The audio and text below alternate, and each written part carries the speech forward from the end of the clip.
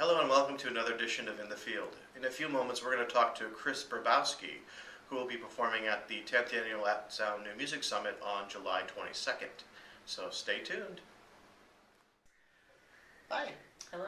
Krys Bobrowski is here with us today for In the Field. We're going to talk a little bit about your elements of music, composer, you're also an educator. So do you remember when music became an important or integral part of your life, or what was it that sparked you to engage in the various elements of sonic exploration that you're into now?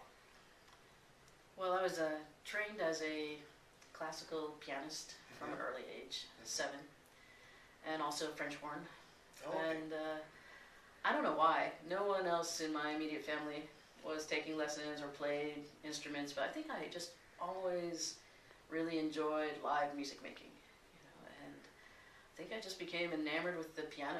There was a piano at these dance classes when I was a little kid. I must have been 3 or 4 before I could really have anything to say about whether I was going to dance classes. Right. But there was a grand piano, and I still remember that piano, to accompany the classes. And then hear piano in classrooms and kindergarten, and I think I just was amazed by all that sound coming out of the instrument. And then, just everything from marching bands to polka bands. I mean, just live music. I really remember being completely enthralled by it, and I think I just wanted to learn how to play. And I still have a very vivid memory of my father and my uncle pushing a Salvation Army piano up the 3 steps into our living room, and it still is about 3 feet from the door that it came in. Oh, wow. And it never quite could hold its tune. It would tune to itself about a quarter tone flat. Maybe that's part of this whole thing. I don't know. Yeah, there you go. But I really remember that, and I think that was the start of it. So from very, very young, piano was always there. Yeah, definitely. Wow. And then French horn, I just fell in love with the sound of the French horn. If I knew what I was getting into, I don't know if I would have picked the French horn. Really? But Yeah. the sound just it really blew me away, and I just had to get my hands on a French horn. So. Wow. Okay. So a lot of us are involved in the experimental side of music as much as you are too, and there's always a transition point, and I'm wondering if you have any memories of when that was, or what was it that sparked that, or was there an individual or an experience that led you to know that there was more than the standard fare of music? Yeah, I think a lot happened in my late teens, early 20s, where that kind of happened. Even earlier, though, I was very fortunate to have classical music teachers that were still open to my little compositions that I would do on the side, and that were encouraging. And I was always interested in all the sounds that weren't in the French horn repertoire that you could do with your hand and the bell and pulling out the slides and playing anyways. And so there was a little bit of that going on, but really it was in my late teens and early 20s where I was very lucky to go to a college that had a really open-minded music department. And I started working with Christian Wolf. Oh, there. okay, yeah.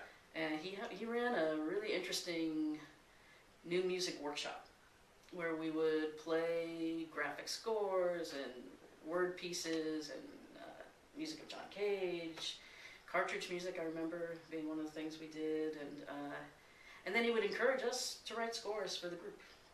And then we would also do really interesting things like take a Chopin piece and, okay, you play electric bass, what notes can you play out of this piece? And just play those, and just kind of look at even the traditional repertoire in a completely different way. And I think that definitely changed my ideas about music.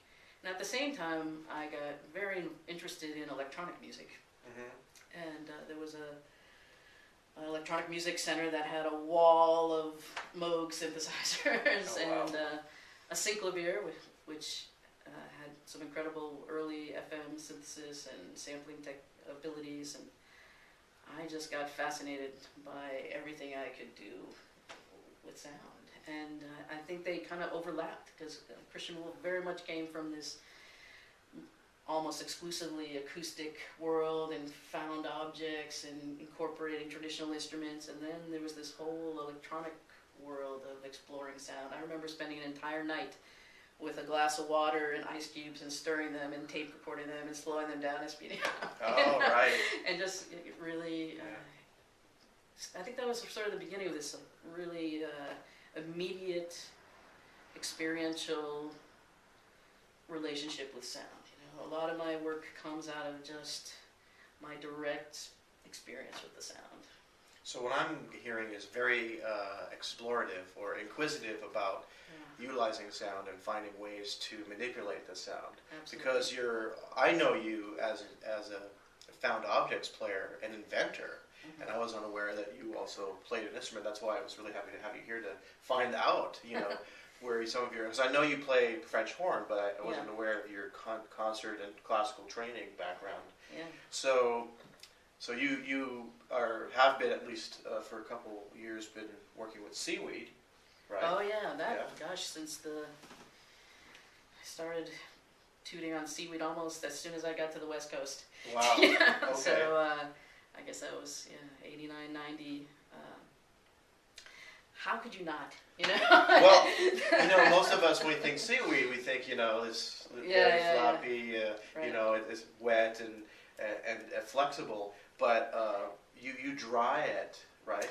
Right. Actually, well, my first experience was just being on the West Coast and finding these beautiful conical shaped seaweed. Right. Happened to be hollow. Oh, right. On the beach and playing with the wet ones. You know, just Oh, yeah. chopping them off and just goofing around. You know, Right. like exploring on the beach. And actually wrote a piece for a whole day event where you go out to the beach and a bunch of people find their best seaweed, best bull kelp, has to be bull kelp, and Right. and we rehearse on the beach, and then we bring them all to the concert hall. And through the piece, we end up breaking them apart and cutting them in so that the pitches slowly rise until the pieces are too small to play. And then we bring them back to the ocean. Oh, wow. But it's but using just the wet seaweed, and then I started experimenting with drying them and using them as instruments, and occasionally get really lucky and find one just perfectly dried out. Right. And that's, you know, I don't know how much that's inventing an instrument or found objects, but, you know, it's somewhere in that middle area. The wonderful thing is every single one is different, and yet there's enough continuity that, you know, you can have a group of kelp, and it sounds like kelp. Well, that relates to some of the other things I've seen you utilize, some of the other instruments, like the glass, yeah. and the slide instrument. What's that called? Sliding speaker instrument. Right. I mean, they involve those elements of conical and tubing and water. You know. Yeah. And you built those instruments. Yeah. The Gliss glass instrument I developed while I had a residency at Academy Solitude in Germany, Stuttgart, Germany, and I was there for a year, and. I really was looking for a way to create sliding sounds using physical forms, other than relying on, say, trombone or instruments that do that. Right. So, and one of the things that keeps coming back in my work is natural processes and acoustics and science. And so this is a very simple system where there's multiple glass vessels, as you know, and there's water in them, but by changing their height, it forces the water to flow out the bottom and into the lower vessels. And as that happens, you get these sliding tones. So it's just very simple ideas about hydraulics and air pressure. Right. And resonance of glasses. Yeah. Everybody's played wine glasses, you know. That's the other thing, is I really like to find things that people have a sort of a intuitive connection with. And oftentimes I do these things where I really want to give people the opportunity to experience one of my greatest joys, which is finding new sounds, you know. Right. And so I try to make objects that often serve in an installation setting as well as a musical instrument that myself or other musicians can play. And so the Gliss glass actually was first set up as an installation in Darmstadt for one of their summer festivals, where it was in a garden, a really beautiful garden, I don't know, maybe 10, 12 feet apart, half a dozen of them, and people could wander around and play the glass. Yeah. And so these kind of natural duets or trios would just kind of start up because there was a couple of people Of course. playing and things. Yeah. Yeah. And now I tend to play it, and I will at the Outsound Festival as as an instrument for myself. But I like that kind of ability to have something that people can also play. And oftentimes people come up afterwards and they want to check it out. Of course. That's really fun. That's a wonderful part of it. Yeah, yeah. Well, you're actually straddling the elements of invention and composition. I would have asked you to be on the Inventors Evening on 23rd, but then Polly Muller said, hey, no, Krys is going to come out and be part of the Composers Night, but you're bringing invention, so the audience that night is going to get both worlds. A little bit of both, yeah. You'll be working with Gino Robert. Right, and Gino and I have had a long musical relationship, and it's interesting because we first met both playing American Gamelan. We were playing at Mills College, one of the gamelons that Bill Colvig and Lou Harrison built together, and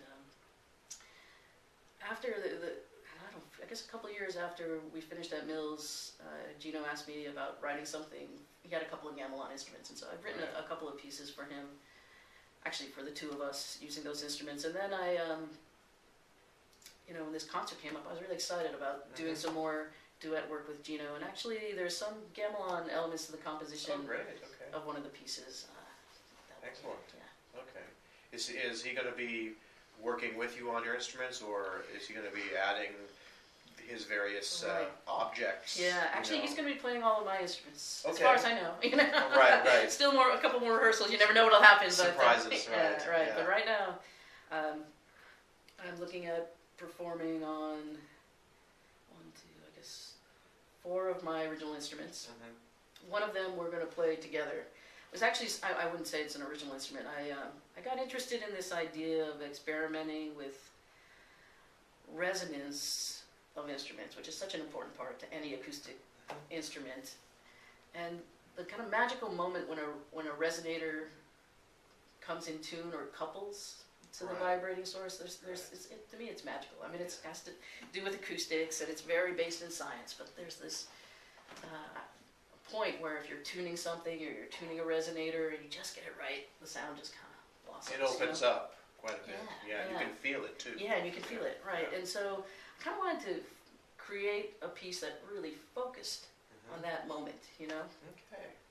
And that brought me into doing some research and looking into different things. And at the time, I was very lucky. I had a residency at the Exploratorium. I've been at the Exploratorium for a number of years in different capacities, but at this point, I was an artist in residence, and I was looking through different ways that musical instruments, different types of resonators, and I came across the Bichet brothers. If you're familiar with them, I've heard about them. Yeah, a pair of French brothers who have invented a number of instruments, sound sculptures, and I was looking through, and there was one that really caught my eye, and it was these glass rods that were coupled to inflated plastic balloon-like objects. And that just led me down this balloon path.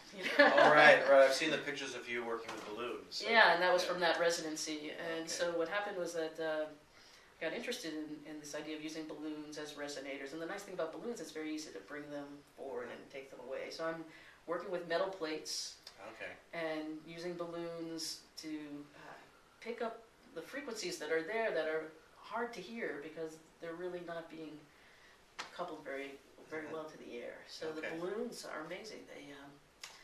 They're incredibly compliant to metal. So if you put metal on them, they pick it up really easily, and they don't dampen any of the frequencies. And then it provides all this surface area for the lower frequencies to come up.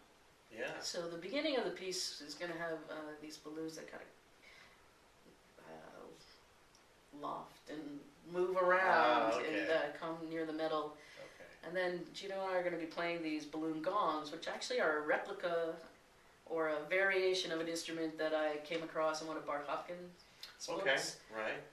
Because I was doing this research on balloons, and it turns out that some people hadn't been experimenting with that, and he had a little sidebar. I guess Brent Rogers, Tom Nunn, these people have been doing these kind of things a little bit, and so when I heard the sound, I just fell in love. I have to write something for this. You found that resonant point for you that opened up. And, so I said, okay, well, I'm going to build one of these and will work with that. So Right. and then I'll be playing the glass. Okay. Also with some amplified wine glasses that I actually used in an installation last year at Chapel of Chimes. So this will be a kind of again like taking that and putting it in a performance environment instead of an installation environment. Right. With Gino, and then also I might throw in a little kelp. Yeah.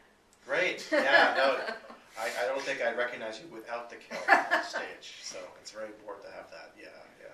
Do you invoke some of these elements into your world of education, or are you involved in other areas in the educational world? Yeah. You know, sonically, or is it a whole Right. different world for you? Or Well, at the College of San Mateo, where I teach, I helped take a single electronic music course and develop it into a full program. right. And so obviously I'm really involved with technology and electronics in that case. And I really try not to influence my students too much into what they want to do. I really like teaching at this institution because first of all, it's a very supportive institution, and also the students come, they know what they want to do, and I kind of feel it more my role to help them do it, you know. Sure, exactly. And electronics for me in my own work, it often takes different roles, you know. Sometimes it's like a magnifying glass, you know. It's just trying to let you see into the sounds of things you can't just with your ear. Right. And other times, you know, it's something to extend myself, you know, things I can't physically do. I've done a lot of things with motors in the past where I want them to be able to do things that I can't reach or so on. And then last, I think it's often, you know, sometimes it's set up as something to kind of react against. Right. So I think I do bring that to the classroom, exploring different ways to use technology and what is the role of the technology in your music. So I think that's interesting. So no there matter is what style you do, I think it's interesting to kind of explore what the technology is doing for you and how you can, you know, what are the limits and how can you kind of push those a little bit. Right. Yeah. So it's still along the line themes of exploration, though. Absolutely. I think that's... Yeah, that seems to be the you know, overarching element, I must you know. admit, yeah. And that's wonderful because it actually opens up a lot of worlds to be able to do that, because then you experience all that and others can experience that through you. So, yeah, well, great. Well, I look forward to your set at the Outsound New Music Summit this year at the CMC, and you can hear Krys Bobrowski on July 22nd. Come on out. Check us out at outsound.org. Thank you. Thank you.